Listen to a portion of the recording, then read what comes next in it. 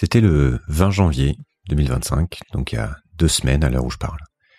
Les images de l'investiture de Donald Trump défilaient sur mon écran, dans une mise en scène grandiose, qui n'était pas sans rappeler certains moments sombres de notre histoire, entouré de ses alliés, d'anciens présidents, de beaucoup de milliardaires, dont les maîtres de la Silicon Valley. Il disait ça. And our golden age has just begun.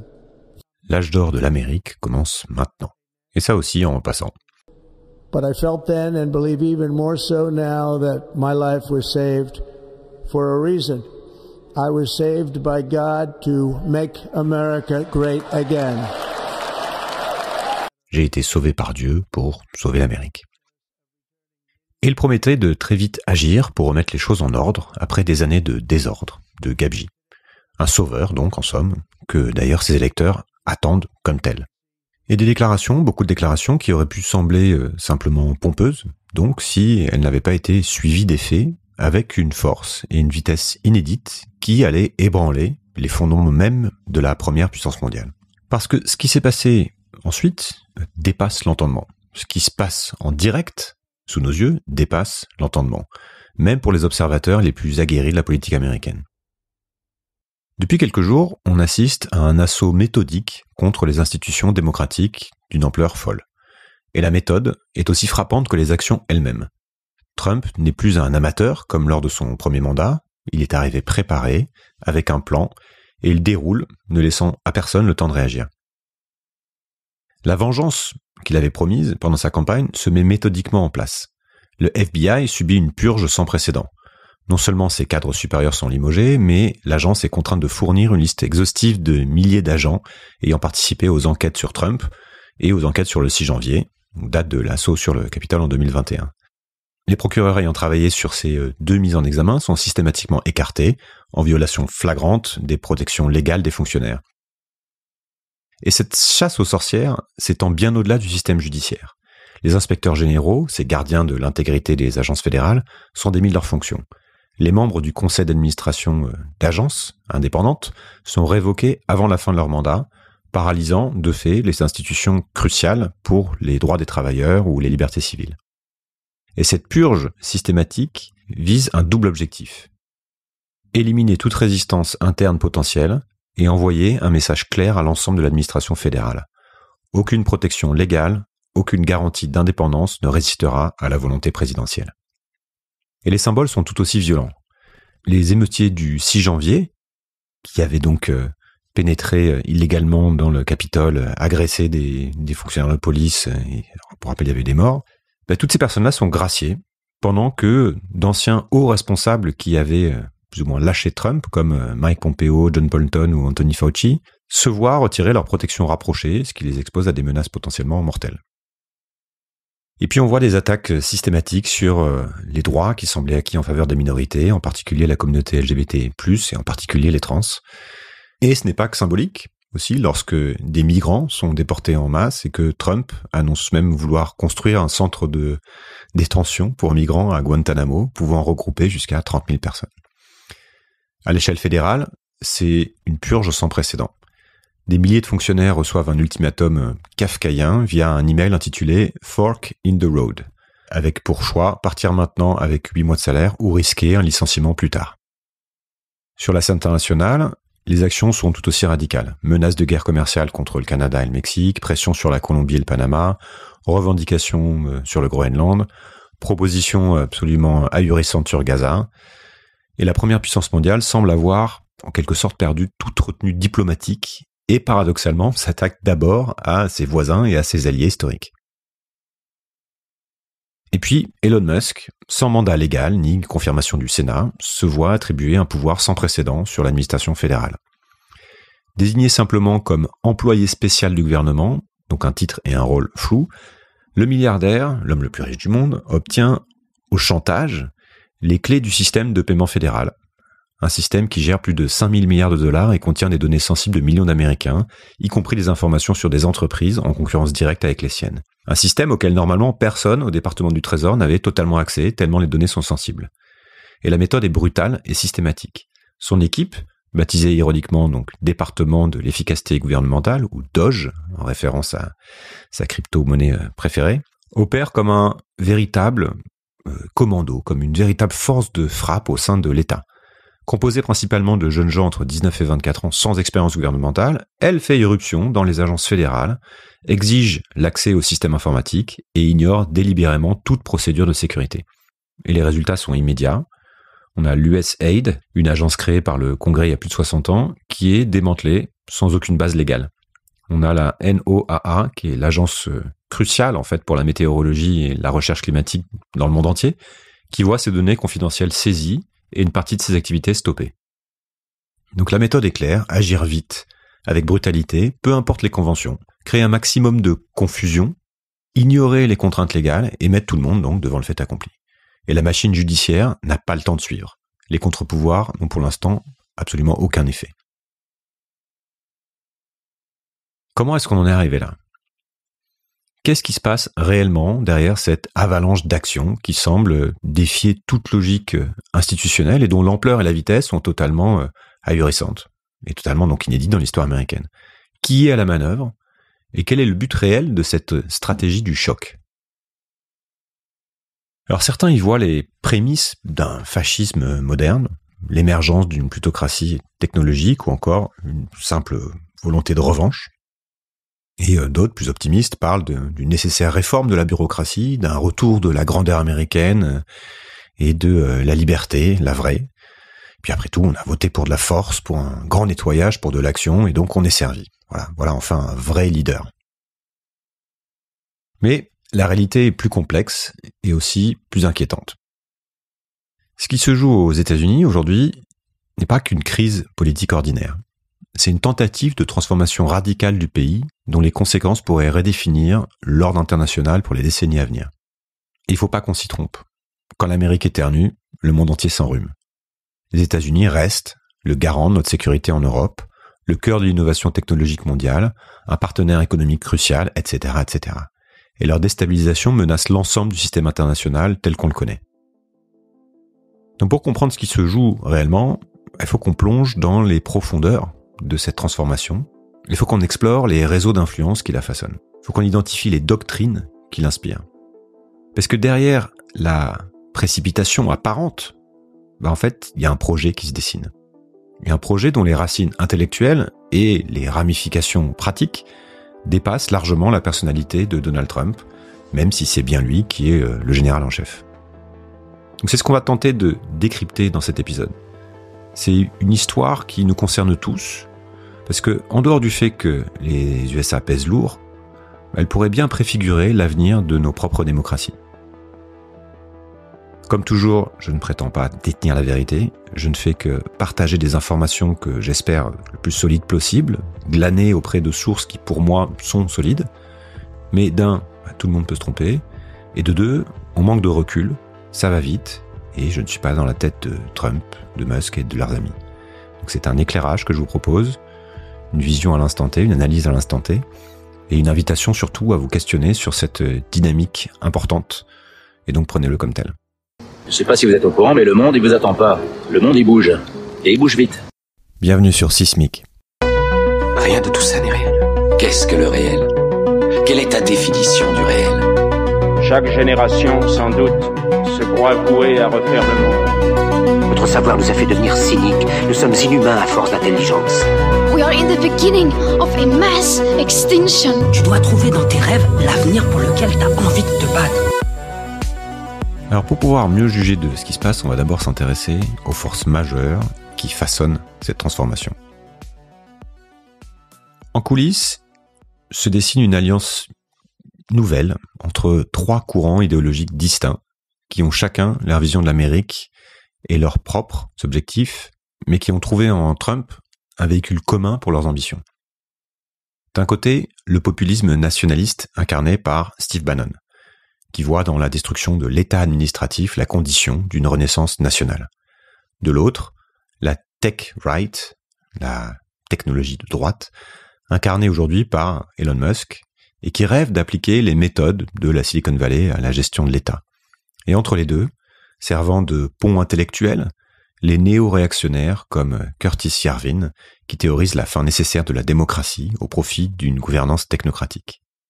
C'est de la fusion de ces trois courants qu'émerge la doctrine qui guide aujourd'hui l'administration Trump. Donc on va les examiner un par un pour comprendre leur vision, leur méthode et la façon dont ils s'articulent dans le projet actuel. Donc quelles sont ces grandes forces qui façonnent la nouvelle Amérique? Offer me money. Offer me power. I don't care. Au cœur du projet Trump se trouve une vision radicale portée par Steve Bannon dont les racines plongent dans l'histoire américaine. Steve Bannon est issu d'une famille démocrate de la classe ouvrière et il se définit comme un populiste hardcore et un nationaliste hardcore qui rejette explicitement l'étiquette conservatrice. Pour Bannon, qui a été donc un artisan majeur de la première victoire de Trump et qui l'accompagne depuis longtemps et qui continue de peser dans l'entourage, le populisme, c'est une force de transformation qui va bien au-delà du libertarianisme traditionnel ou des positions républicaines classiques. Il voit dans le mouvement Tea Party, à l'origine de la droitisation des républicains, puis dans le Trumpisme, l'expression d'une colère populaire légitime contre un système qui a trahi la classe ouvrière et la classe moyenne américaine. L'ordre international d'après-guerre, tout ça, le Bretton Woods, la Pax Americana, tout repose sur les épaules du petit gars, explique-t-il. Et face à cette réalité, Bannon a développé une stratégie précise. Le flood the zone. Inonder la zone. Et le principe est méthodique. Submerger le système d'action simultanée pour empêcher toute résistance organisée. Puisque l'opposition ne peut se concentrer que sur une chose à la fois, en multipliant les fronts, on paralyse la capacité de réaction des institutions. Et cette création délibérée du chaos n'est donc pas de l'improvisation. C'est une méthode éprouvée visant à déconstruire ce qu'il appelle l'État administratif, cette bureaucratie permanente qui résiste à tout changement réel. Et la vision de Bannon repose sur une critique globale des élites qui n'épargne personne. L'establishment républicain, c'est une opposition contrôlée. Les milliardaires de la tech, des progressistes opportunistes qui ne voient dans le mouvement de Trump qu'une occasion de préserver leur pouvoir. Et cette méfiance s'étend à l'ensemble de ce qu'il appelle, reprenant le concept de Curtis Yarvin, la cathédrale. C'est-à-dire cette alliance des médias, universités et bureaucratie qui maintient l'ordre libéral. On y reviendra. Pour Bannon, seule une révolution populiste peut briser cette emprise. Et sa vision du populisme est profondément anti-élitiste, mais pas nécessairement raciale ou éthique. Il voit un potentiel de coalition entre blancs, afro-américains et hispaniques unis par leurs intérêts économiques communs face aux élites globalisées. Et pour lui, la question de l'immigration n'est avant tout qu'économique, un outil utilisé par les capitalistes pour faire baisser les salaires.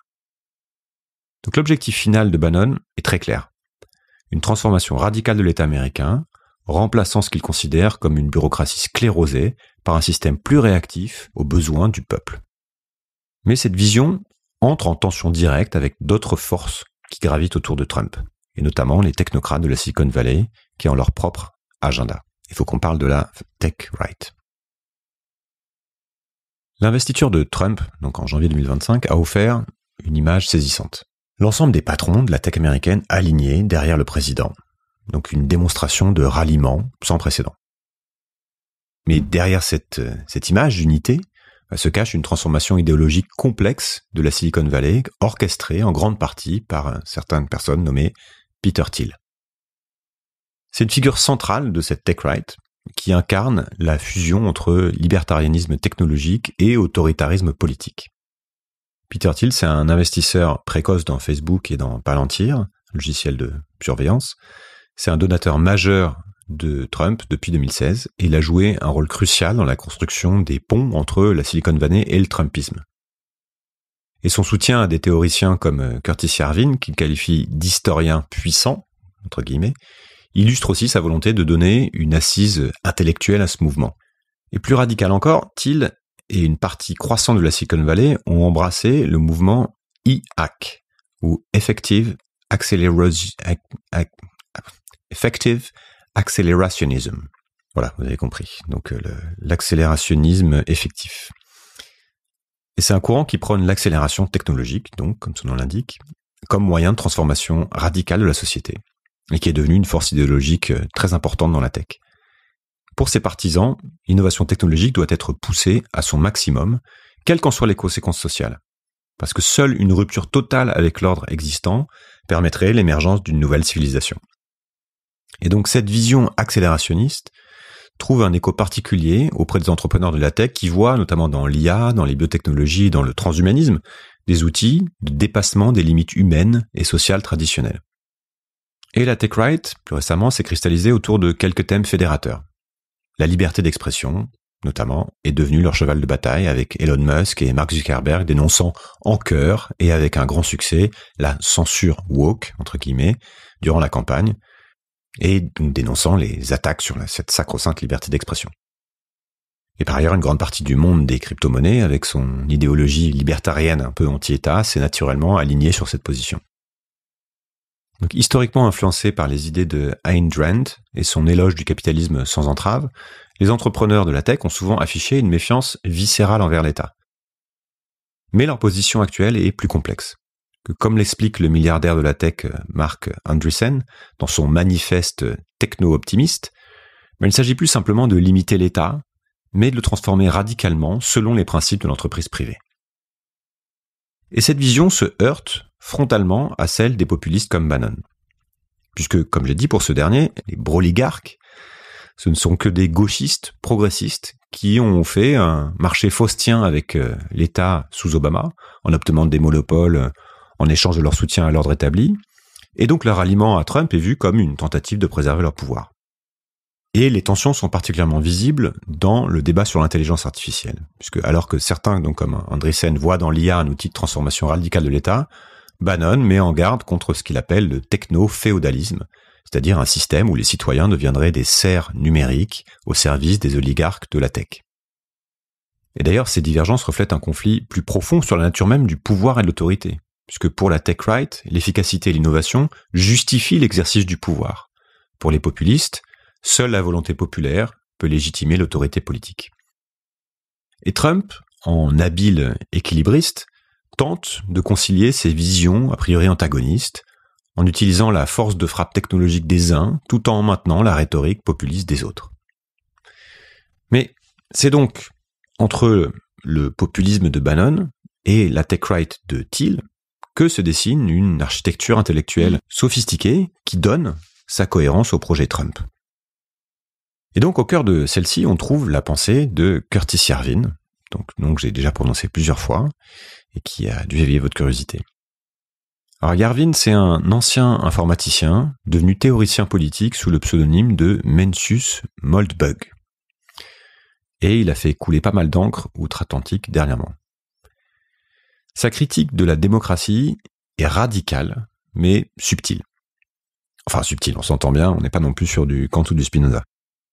Et donc pour Yarvin, le problème, c'est pas que la démocratie soit mauvaise en soi, mais qu'elle soit fondamentalement faible. Et cette faiblesse se manifeste dans l'incapacité du système à traduire la volonté du peuple en actions concrètes. Et il pointe notamment la persistance de politiques massivement impopulaires comme l'immigration de masse, et malgré l'opposition d'une majorité de citoyens. Et le concept central de sa pensée, donc, c'est celui de la cathédrale, comme déjà évoqué, qui en fait est une sorte d'extension assez naturelle du concept d'État profond. C'est-à-dire cette alliance des médias, universités, bureaucratiques qui maintient l'ordre libéral.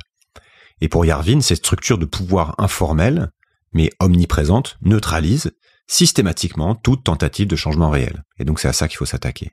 Puisque, dans ce contexte, selon lui, le vote est devenu un simulacre de participation démocratique qui donne aux citoyens l'illusion d'un pouvoir qu'ils n'exercent plus réellement. C'est un rituel qui masque leur impuissance effective face au véritable centre de décision. Et donc sa solution, c'est un modèle d'État start-up, dirigé comme une entreprise technologique moderne. Et Yarvin ne cache pas son admiration pour l'efficacité des entreprises comme Amazon ou Apple. Et donc pour lui, la question est simple. Si votre MacBook, votre iPhone était produit par une administration d'État, le résultat serait catastrophique. Pourquoi alors accepter cette inefficacité pour des fonctions encore plus cruciales ?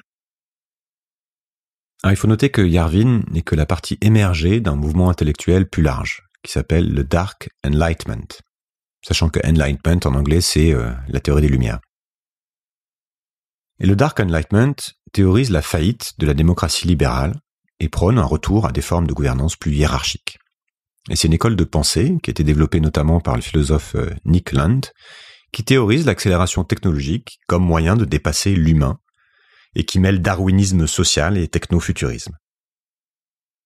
Et donc cette vision d'une monarchie technocratique trouve évidemment un écho particulier auprès des élites de la Silicon Valley, qui voient donc dans l'IA et le transhumanisme des outils de transformation radicale et aussi de prise de pouvoir, et qui a eu une certaine influence aussi auprès du vice-président, J.D. Vance. Mais la véritable innovation de l'administration Trump 2.0, ça a été d'avoir trouvé un véhicule efficace pour transformer toutes ces idées en réalité. Il faut qu'on parle de l'America First Policy Institute, ou AFPI. I will very simply put America first. Cette organisation, qui est relativement peu connue du grand public, illustre à merveille la nouvelle sophistication du mouvement trumpiste. Sophistication dans sa compréhension des mécanismes du pouvoir. Et pour comprendre son importance, il faut d'abord saisir le rôle crucial des think tanks conservateurs dans la politique américaine. Les Heritage Foundation, fondées en 1973, a longtemps été le centre intellectuel de la droite traditionnelle. Et son projet 2025, donc Project 2025, lancé en prévision d'un second mandat de Trump, propose une vision radicale de transformation de l'Amérique. Interdiction de la pornographie, démantèlement massif des agences fédérales, réorientation idéologique des institutions culturelles, etc., etc. Il y a 900 pages, disponibles en ligne si vous voulez. Et bien que Trump ait publiquement pris ses distances durant sa campagne, de nombreuses actions de son début de mandat reflètent les recommandations de ce projet 2025. Par exemple, le durcissement des politiques d'immigration ou le retrait des restrictions environnementales. L'AFPI représente une approche radicalement différente. Beaucoup plus jeune déjà, fondée fin 2020 par 3 riches Texans, Tim Dunn, qui est un magnat du pétrole connu pour son soutien aux causes ultra-conservatrices, et 2 autres directeurs de la Texas Public Policy Foundation. C'est un institut qui opère largement dans l'ombre. Et sa présidente, Brooke Rollins, qui est ancienne directrice de la politique intérieure de Trump, incarne cette nouvelle génération de conservateurs qui combine idéologie radicale et pragmatisme politique. Et l'Institut fonctionne comme une véritable administration parallèle. Ces équipes, composées en grande partie d'anciens de la première administration de Trump, ont préparé méthodiquement le terrain pour le second mandat. Plus de 300 décrets exécutifs avaient été rédigés, couvrant tous les aspects de l'administration fédérale, de la réforme de la fonction publique à la politique environnementale, en passant par les questions de sécurité nationale, etc. Et c'est donc pour ça que Trump est arrivé aussi préparé. Mais c'est dans sa stratégie d'infiltration que la FPI se distingue vraiment.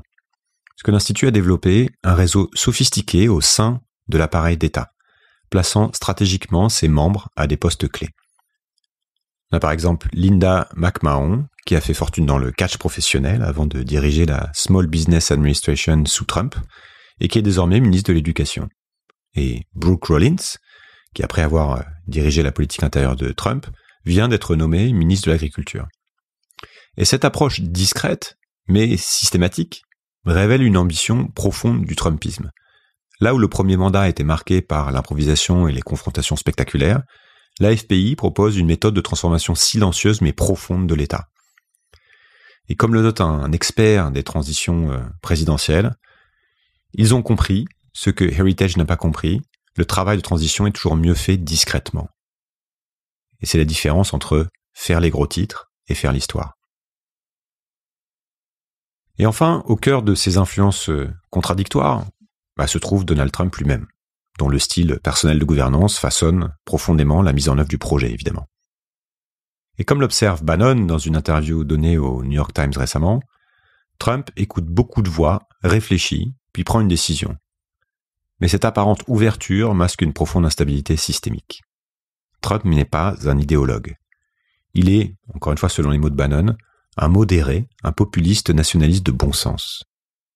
Et sa force réside dans sa capacité à arbitrer entre les factions, non par conviction intellectuelle, mais par instinct politique. Il utilise la tech right pour son efficacité opérationnelle tout en maintenant une rhétorique populiste. Il adopte les idées de Yarvin sur la faiblesse de la démocratie, tout en se présentant comme le champion du peuple. Il charme les réseaux chrétiens évangéliques qui voient en lui un instrument de Dieu pour restaurer une Amérique chrétienne, tout en étant outrancier, trompant sa femme avec une actrice porno, et en ne prêtant pas serment sur la Bible lors de son investiture. Mais cette flexibilité idéologique s'accompagne d'une méthode de gouvernance bien spécifique. Trump privilégie systématiquement le choc, le chaos et la déstabilisation. All we have to do is flood the zone. Every day we hit them with 3 things, they'll bite on one and we'll get all of our stuff done. Bang, bang, bang. Comme l'expliquait encore Bannon dès 2019, il faut inonder la zone. Chaque jour, on les frappe avec 3 choses. Ils mordront à l'une d'entre elles et on fera passer tout le reste. Bang, bang, bang. Donc cette stratégie n'est pas un dysfonctionnement, un bug, c'est le cœur du dispositif. Et elle permet à Trump de maintenir son pouvoir personnel en empêchant toute opposition cohérente de se former. Elle satisfait à la fois les populistes qui veulent détruire l'État administratif et les technocrates qui rêvent de disruption. Et plus profondément, Trump incarne une nouvelle forme de pouvoir qui fait de la destruction spectaculaire son mode opératoire. Comme l'analyse Ian Garner dans une interview accordée au site Le Grand Continent, la politique trumpienne transforme la démolition en show participatif. Chaque action est conçue, non pour ses résultats, mais pour l'engagement qu'elle génère. Via les réseaux sociaux, les partisans deviennent acteurs du chaos qu'ils contribuent à amplifier, tandis que les opposants, par leur indignation permanente, alimentent involontairement le spectacle. Et cette mécanique révèle l'innovation centrale du trumpisme, transformer la destruction en expérience collective cathartique. Le système ne propose pas tant un projet politique qu'une libération des pulsions destructrices, une promesse de pouvoir sans entrave. Là où les désastres n'existent pas, note Garner, le trumpisme doit, dans sa soif sans fin de divertissement, les créer lui-même. Et c'est cette promesse de participation à la destruction qui explique l'alliance improbable entre populistes et technocrates. Les uns y trouvent une revanche sur les élites, et les autres une opportunité de disruption totale. Le trumpisme devient ainsi un défouloir collectif, un combat de catch permanent qui reflète une part sombre de l'âme américaine. Mais au-delà du spectacle, il y a des conséquences bien réelles de cette machine de destruction. Il faut qu'on examine ce que ça donne quand on met tout ça en œuvre. All of this will change starting today, and it will change very quickly. Ce qui frappe dans les premières semaines de ce second mandat de Trump, c'est pas tant la radicalité des actions, parce qu'elle était attendue, que la méthodologie précise de leur mise en œuvre. Donc si le premier mandat était marqué par une forme d'amateurisme, de chaos improvisé, qui était fruit de l'inexpérience et aussi de lutte intestine, on assiste aujourd'hui au déploiement donc d'une stratégie parfaitement orchestrée. Et on va prendre quelques exemples. L'opération de démantèlement de l'USAID, donc l'Agence des États-Unis pour le développement international, illustre ça. Le vendredi 24 janvier au soir, alors que la plupart des employés ont quitté les bureaux pour le week-end, une équipe du Doge, de Musk, fait éruption dans les locaux. Et sans mandat officiel ni autorisation légale, ils exigent l'accès au système informatique de l'agence. Et face au refus du responsable de la sécurité informatique, ils le mettent immédiatement en congé administratif forcé, ainsi que 2 autres cadres supérieurs qui protestent. Durant tout le week-end, l'équipe de Musk, composée principalement de jeunes programmeurs sans expérience gouvernementale, prend le contrôle des serveurs et des bases de données. Ils téléchargent massivement des informations sensibles sur des projets en cours dans plus de 100 pays, y compris des données sur des partenaires locaux et des programmes de sécurité. Et le lundi matin, les employés découvrent que leurs accès sont bloqués. Et un message sur l'intranet annonce laconiquement la suspension temporaire des opérations pour audit d'efficacité. Dans les heures qui suivent, des emails automatiques informent l'ensemble du personnel, donc plus de 3800 personnes quand même, qu'ils sont placés en congé administratif pour une durée indéterminée. Les recours juridiques s'organisent immédiatement. La FGE, donc le principal syndicat des fonctionnaires fédéraux, dépose une plainte en urgence. Plusieurs sénateurs démocrates demandent une enquête du Congrès. Mais pendant que les procédures suivent leur cours, l'équipe de Musk poursuit méthodiquement le démantèlement. Fermeture des bureaux à l'étranger, gel des programmes en cours, transfert des données vers des serveurs privés. En moins d'une semaine, une agence créée sous Kennedy, qui gérait plus de 30 milliards de dollars d'aide internationale, est effectivement paralysée. Et comme le note un ancien responsable, ils ont appliqué les méthodes de la Silicon Valley à la destruction de l'État. Move fast and break things, littéralement. Et pendant que les médias se focalisent sur ce spectacle, d'autres transformations plus profondes s'opèrent dans l'ombre.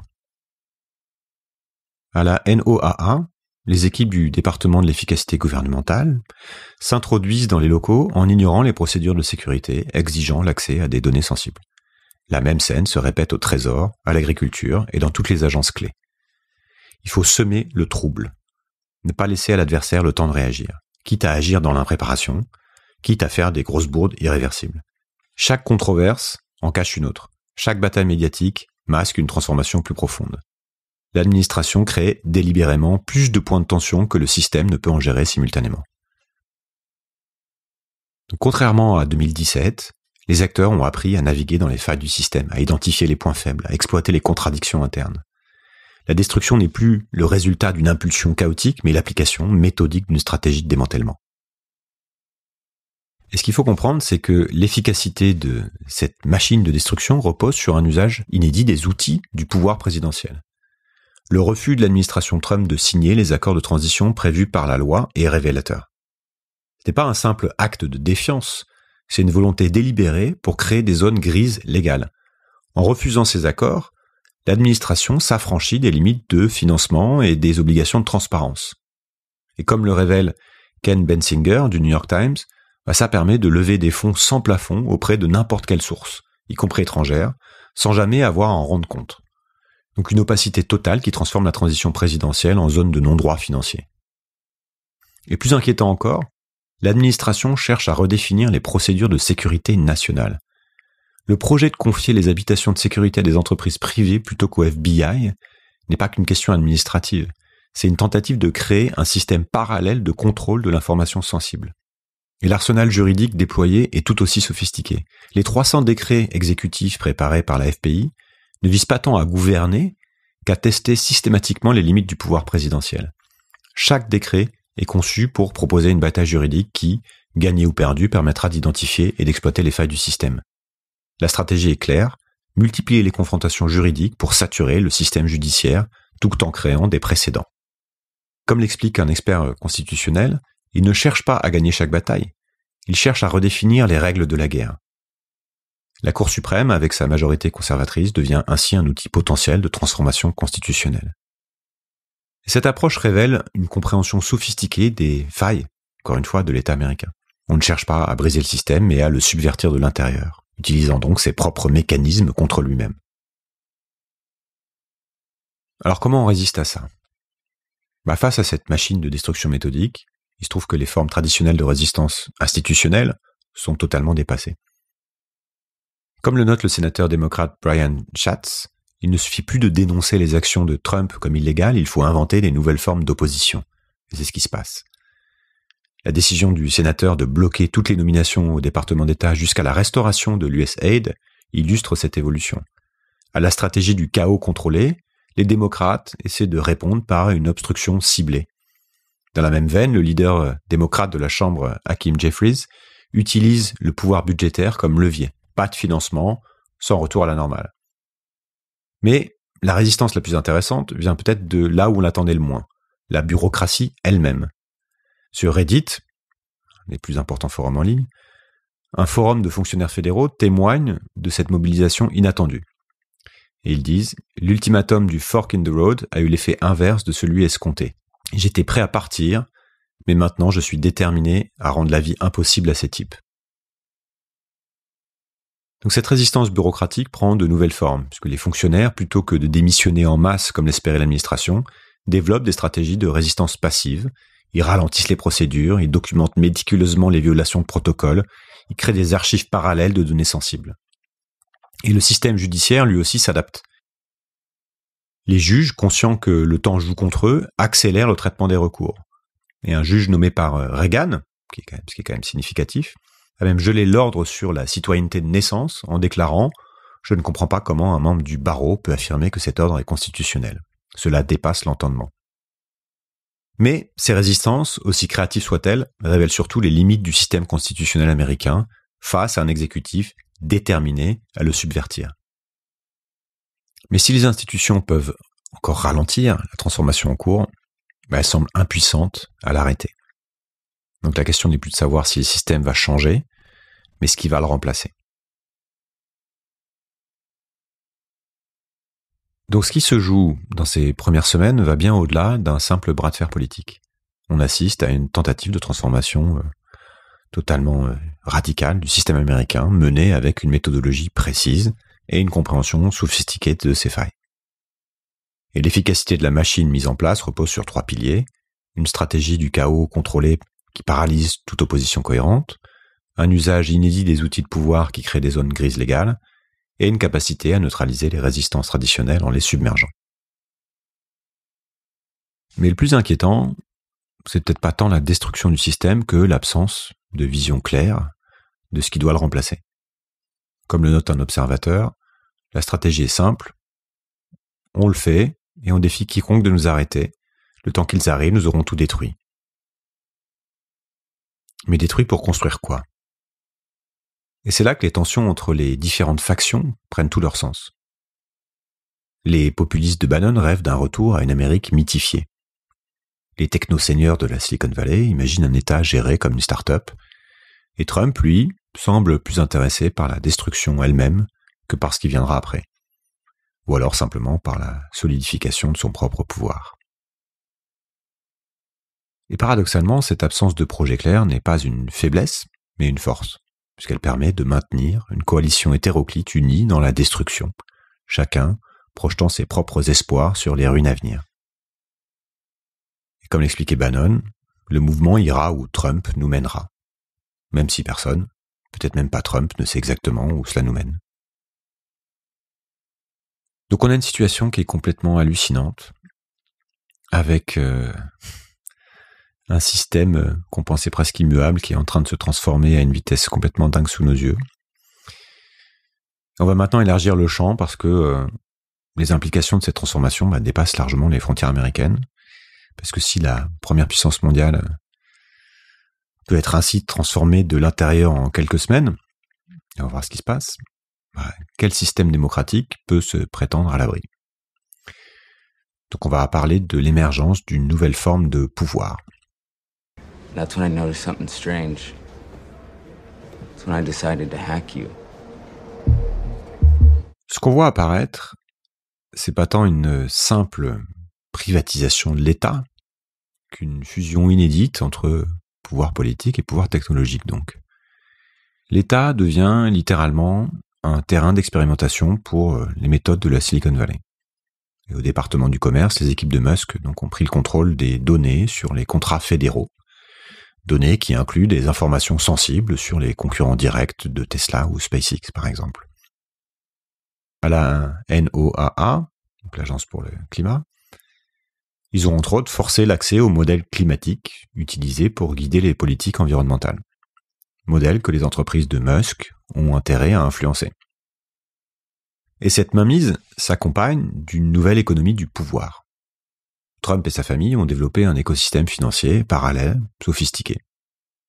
Pour prendre un exemple, dans la nuit du vendredi à samedi 18 janvier, juste avant son investiture, Donald a annoncé le lancement de sa propre crypto-monnaie, un meme coin comme on dit, qui porte son nom, Trump, provoquant une fièvre d'achat qui a fait monter en quelques heures sa valorisation globale à plusieurs milliards de dollars, un peu plus de 14 milliards. Et Melania Trump, son épouse, a suivi avec son propre token, Melania, provoquant une bataille spéculative qui a fait chuter la valeur du Trump de moitié avant qu'il ne se stabilise. Alors cette histoire a certainement rapporté quelques dollars au couple, en plus d'agacer les spécialistes de la crypto qui ont vu ce lancement de Memecoin comme un nouveau risque de décrédibilisation malvenue d'un secteur en pleine effervescence, mais bon, c'est pas l'essentiel. Et c'est surtout une stratégie qui va au-delà du simple enrichissement personnel, puisque Trump est profondément lié au monde des affaires, c'est d'abord un businessman, et les conflits d'intérêts en fait sont partout. Et cet exemple crypto est intéressant parce qu'il illustre aussi un nouveau modèle où l'influence politique devient directement monétisable, créant une espèce de base de supporters financièrement investis dans le succès du projet Trump. Et Musk est connu depuis longtemps pour être associé au Dogecoin, qui est un autre meme coin qui, grâce à la notoriété de Musk, avait monté en flèche depuis longtemps. Et donc Trump s'y met aussi. Mais tous ces exemples sont des paravents, et je vous laisse creuser par vous-même. Et cette économie parallèle, en fait, s'étend bien au-delà des crypto-monnaies. Les donateurs majeurs de l'AFPI reçoivent un accès privilégié aux données gouvernementales. Les entreprises qui soutiennent l'administration obtiennent des contrats sans appel d'offres. Et on se doute bien que si Musk s'est investi en politique, c'est pas pour rien. Et comme le note un sénateur républicain modéré, nous ne sommes plus dans une situation où les milliardaires influencent le gouvernement. Le gouvernement est devenu leur start-up personnelle. Donc à voir à quel point cette emprise est réelle ou non. Mais quoi qu'il en soit, ce n'est pas le petit peuple qui est aux commandes. Et si on additionne les fortunes individuelles de ceux qui étaient présents autour de Trump lors de son investiture, qui était d'ailleurs de loin la plus chère de l'histoire, ça donne un total de 1350 milliards de dollars. Ça fait du monde dans la salle. Ça fait environ le PIB de l'Espagne, ou la moitié du PIB de la France. Voilà.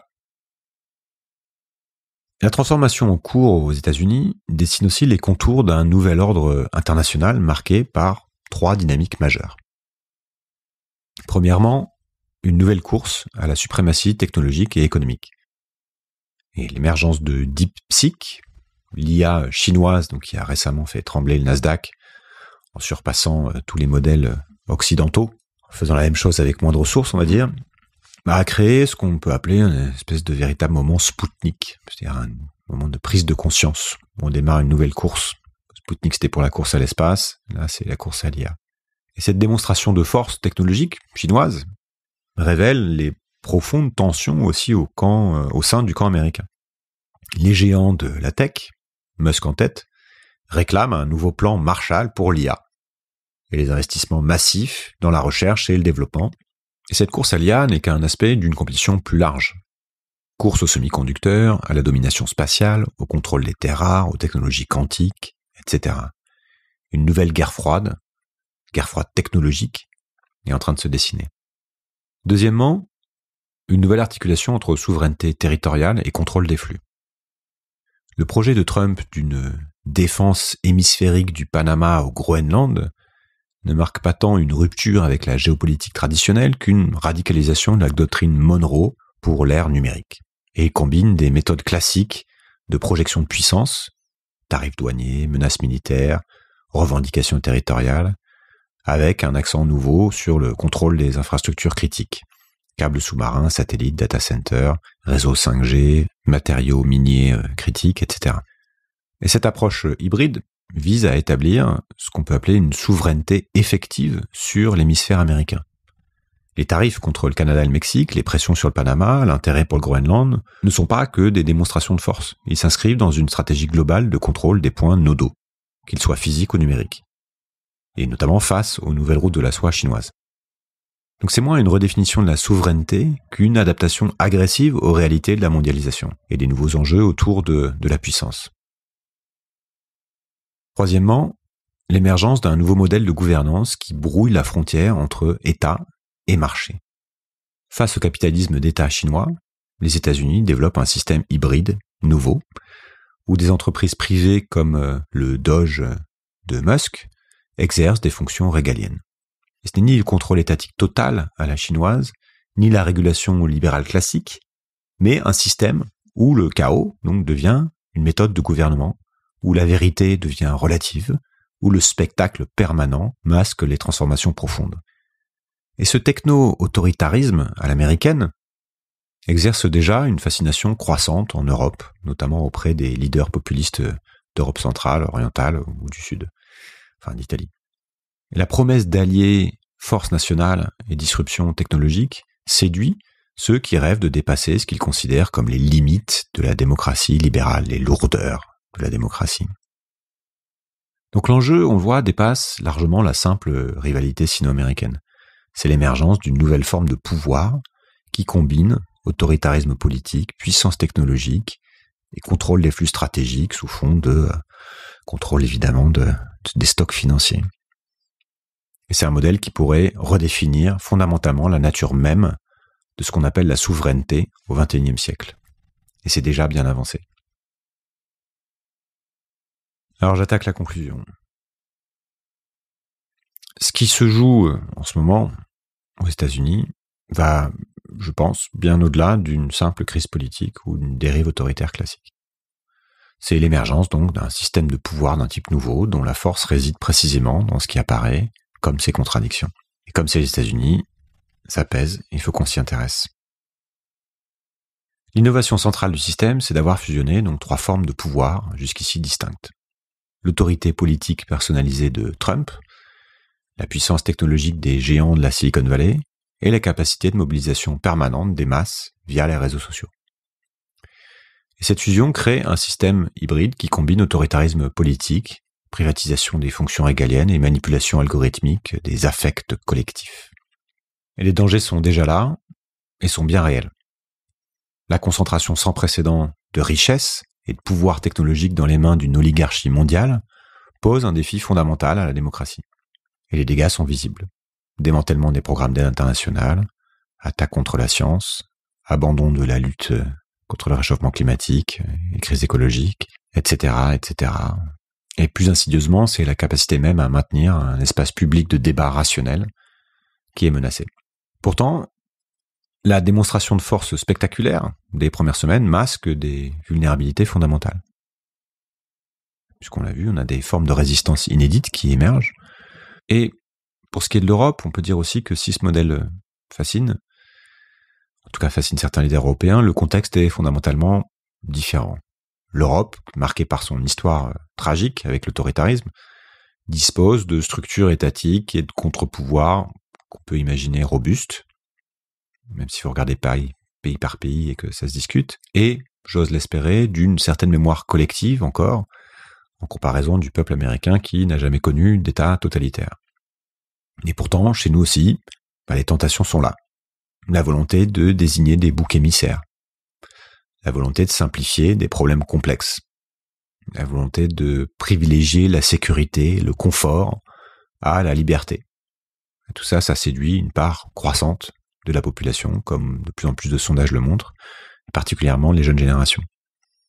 Donc le danger n'est peut-être pas tant dans les actions individuelles de Trump que dans la transformation profonde du rapport au pouvoir qu'elle révèle. Et ce qui frappe, c'est la puissance de séduction qu'exerce cette nouvelle configuration. La promesse d'action immédiate, le rejet des médiations institutionnelles, la valorisation de la force brute, autant d'éléments qui répondent en fait à une lassitude profonde envers la complexité démocratique. Move fast and break things. Bouger vite et casser des choses, qui est un slogan de la Silicon Valley, un slogan des entrepreneurs de la tech, mais qui en fait n'est plus qu'un slogan et qui devient une véritable philosophie politique. Et ce slogan, il séduit particulièrement une nouvelle génération d'entrepreneurs et de cadres formés dans le culte de la disruption. Pour eux, la démocratie libérale, avec ses checks and balances, ses contraintes, ses compromis nécessaires, ses temps de délibération, sa complexité, apparaît comme un système obsolète, incapable de répondre aux défis du moment. Et cette fascination pour l'action pure n'est pas sans rappeler les mouvements autoritaires du XXe siècle. Et comme le notait déjà Hannah Arendt, ce qui séduit dans l'autoritarisme n'est pas tant son contenu idéologique que sa promesse de transcender la complexité politique par la pure volonté d'agir. On veut de l'action. On veut que ça bouge. Et pour ça, on est prêt, potentiellement, à perdre la démocratie. Oh, arrêtez de nier, vous avez adoré. Au fond, vous vous fichez que je m'élève contre quoi que ce soit. Vous voulez juste que je me lève, que je sois l'homme de poigne, l'homme d'action. Mon Dieu, vous êtes tellement accro à l'action et au slogan. Et peu importe ce que j'ai à dire, et peu importe ce que j'entreprends, du moment que quelque chose est entrepris, vous êtes bien content d'être de la fête. Et franchement, je peux vous comprendre. Avec l'irresponsabilité et l'indécision de vos vies, pourquoi pas un homme comme moi? Je n'ai pas à m'excuser. Parce qu'en définitive, que vous m'aimiez ou pas, je m'en fiche pas mal. Ce qui compte, c'est que je gagne. Les dés sont truqués, les règles sont faussées. Soyez les bienvenus aux funérailles de l'âge de raison. Il n'y a ni bien ni mal. Non, plus mal. Soit on se prête au jeu, soit on prend la porte. Donc face à ces défis, on ne peut pas se permettre ni naïveté, ni cynisme. La démocratie n'est pas un système parfait, mais c'est le seul qui permette la correction de ses propres erreurs, le seul qui reconnaisse la faillibilité humaine comme principe fondateur. Et comme l'écrivait Albert Camus, la démocratie, c'est l'exercice social et politique de la modestie. Et c'est peut-être là que réside notre plus grand défi. Retrouver cette modestie face à la complexité du monde, tout en gardant le courage de le transformer. Parce que la vraie force de la démocratie ne réside pas dans sa perfection, mais dans sa capacité à évoluer et à se réinventer face aux défis de son temps. Voilà, je m'arrête là. Je vais faire une pause avec l'actualité américaine, après avoir fait 3 épisodes presque coup sur coup sur le sujet. Mais c'était important pour moi de poser mes réflexions. J'espère que c'est pas trop long, que c'est pas trop confus. Des réflexions sur cette actualité très chaude aussi, qui est en train de structurer une partie importante du monde sous nos yeux. C'est compliqué de parler du présent, surtout quand il bouge aussi vite. Et j'espère que ce contenu restera quand même pertinent encore quelques jours, le temps que vous l'écoutiez. Compliqué d'avoir du recul sur un sujet complexe comme ça, compliqué de savoir où chercher. Il y a énormément de choses à dire, il y a énormément de choses à creuser. Voilà, j'ai posé un peu ma pierre à l'édifice. Je vous invite aussi à prolonger tout ça par vous-même. C'est, je crois, important de s'y intéresser et de faire les parallèles avec ce qui se joue chez nous en ce moment. Alors tout ça me demande des dizaines d'heures de travail, de recherche, de lecture, de synthèse, d'écriture. Et étant indépendant, je dépends de vous pour faire fonctionner la machine. Si ça vous apporte quelque chose, donc n'hésitez pas à me soutenir en faisant tourner, en parlant du podcast, et si vous avez quelques euros de côté dans votre poche, en m'offrant l'équivalent d'un café, voire d'un déjeuner, pour me remercier de vous avoir fait peut-être un peu cogiter. C'est vous qui voyez, évidemment, c'est vous le boss. Merci pour votre écoute, merci pour votre soutien, et take care, comme on dit chez l'oncle Donald. À bientôt. Changer le monde. Quelle drôle d'idée. Il est très bien comme ça, le monde, pourquoi changer?